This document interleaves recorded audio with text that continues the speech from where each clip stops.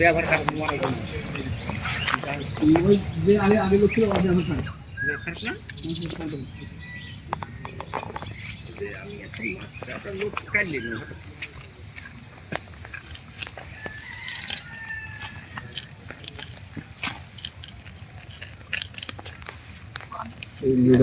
ভালো হয়েছে পানি একটু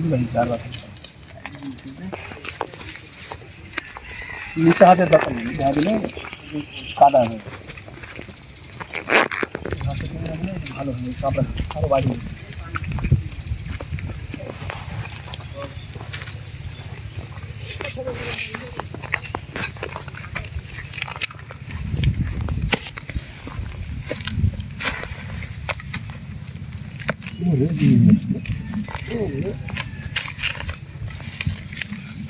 जोर पैसे जोर माल दिए घास सब खाई दिए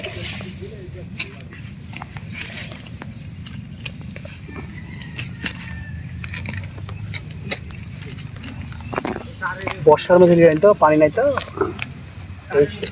এই আর ঘাস হবে না এরকম হবে হবে কিন্তু এরকম হয় না তো একবার দেখুন ওখানে লড়ছে তোমার পাই হ্যাঁ তোমার পাই দেখি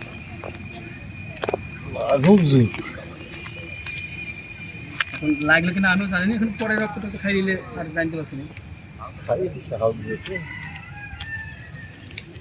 জঙ্গল না জঙ্গল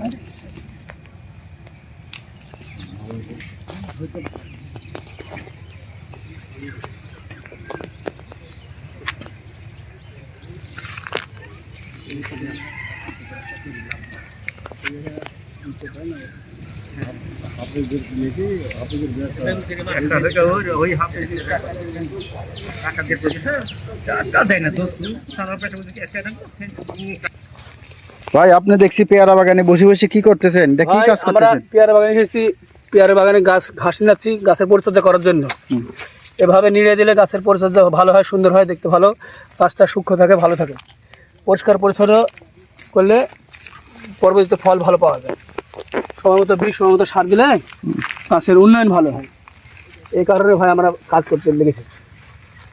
কতদিন পর পর এভাবে নিরাইতে হয়? ভাই 15 দিন, 1 মাসের মাঝে যদি ঘাস বেশি দেখা যায়, আগাছা দমন করা উত্তম।